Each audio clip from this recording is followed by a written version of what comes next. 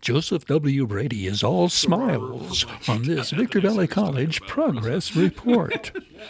Terry, I'll tell you this. You know as well as I do because you're a sports fanatic, and so am I.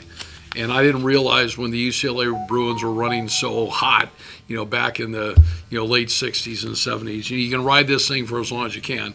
Well, at Victor Valley Community College District, which is actually our official name, things are great. I mean, we've got Dr. Wallens has created a great team out there.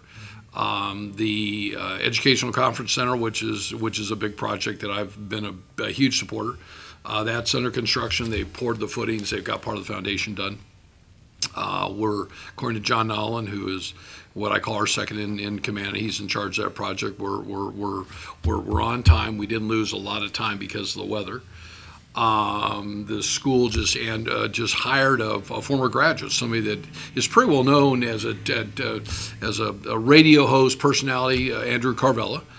He was just hired by Robert Sewell, so he's going to be kind of our marketing guy. So, recently, some of the other projects that are going. So we've got the Rams Cafe. That was totally regutted. I mean, totally regutted. The completion is done. We're just now getting ready to staff that. That's really cool because the whole idea was to rebuild that and to really complement what our students want. We're there for one reason, Terry, and that's for our students. So the major question every time that the board has to pass some or has a discussion is how does this benefit our students? So that the kitchen was gutted. I mean, it's absolutely gorgeous on the inside. The Building 52 modernization, that is almost complete. I think we're voting on the furniture that goes on into it in this board meeting. Child Development Center exterior paint's been done and flooring. Building 10A exterior paint's been done. Cosmetology classrooms, the interior and exterior paint. Flooring and plumbing has been done. So that was a program that Dr. Mackenzie Tarango brought forward with a bunch of other programs that she's brought in. So we'll have a cosmetology school.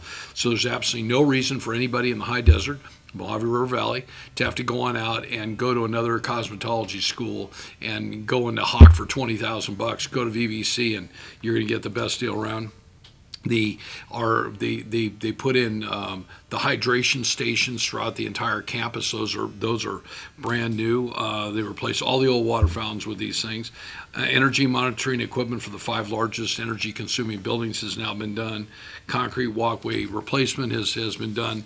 But the thing that I'm most proud of, and we talked about this as a board, not only do we have goals as trustees, that we have to report on. So there was a day that you were just looking for a glimmer of hope out there to report on something. When I showed up, we had a $4 million structural deficit, and we were on the verge of losing our accreditation.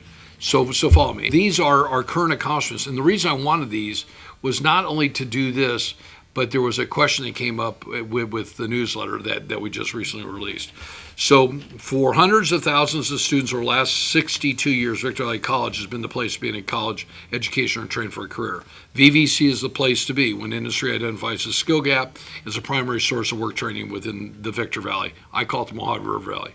VVC has more closely matched its founder's vision of an institution that enriches the burgeoning community and helps students build a brighter future.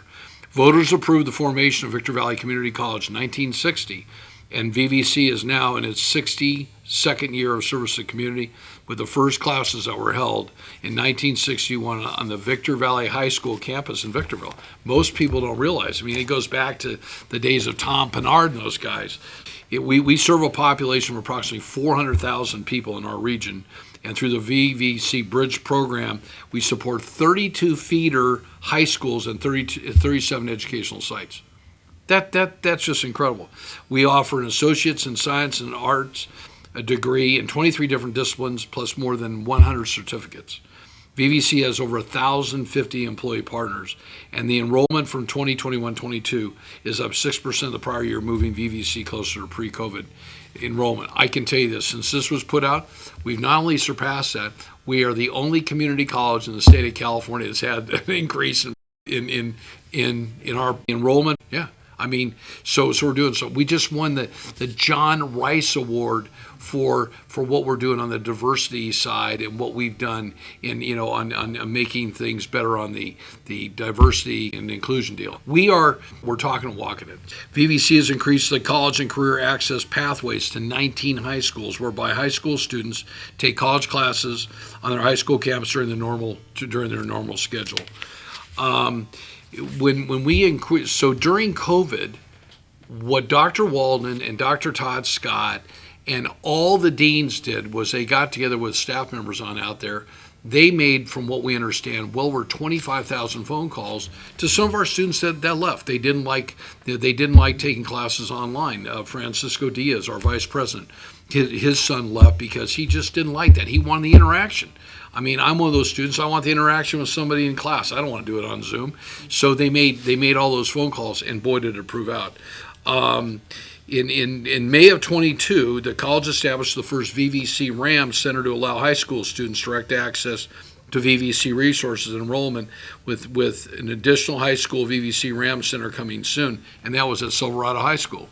So that all came about because you've got former trustee Pinkerton on out there. I mean, he's like the kingpin. You walk on the campus with him midday, and he's even retired. And I mean, I don't think I've ever met anybody more popular in education there than Trustee John. But that tells you that these high schools want to have those little areas designated for us. Public safety program. Our campus is 252.6 acres. We feature a 9.83 acre recreational public safety center. Sorry about that, Tom. Which is out in Apple Valley, and that is just absolutely gorgeous. We just celebrated our 10th year out there. It opened in 2012, and we served over 19,670 students in the public safety programs. Our nursing program, we're still one of the tops in the entire nation. Our VVC Entrepreneurial Center now offers certificates in entrepreneurship that will open up shortly, and that's another great program. Our ASB is one of the most well-known ASB programs in the country, and people say, Joe, wait. You're a junior college. No, we're a community college. And let me tell you one thing. I'll put this ASB up against any other ASB in the country, and I think we're in like the top 25. We have an active group of students. They really care. So this year we added 12 new classrooms. We upgraded our food court, the Rams Cafe, created the esports competition room. I just met with Dr. Walden. The cost for graduation is close to $125,000 this year. We can't do it up here anymore. We're doing it down at, I call it the Blockbuster, and that's on, I think, on June 14th. And we've had the 3 largest graduating classes of all time. So what's going on at VVC? I mean, I'm telling you, there are great things going on, and it's really led by just a great group of deans and leaders that just have just a deep caring for student success. And Terry, I got to say this. I'm really lucky that I'm a part of it. I work with 4 other great trustees. We get along. We pride ourselves on the outcome. And I'll say this. I'm proud to be a member of the Society of Industrial and Office Realtors. It's a prestigious designation. You can't buy it, you got to earn it.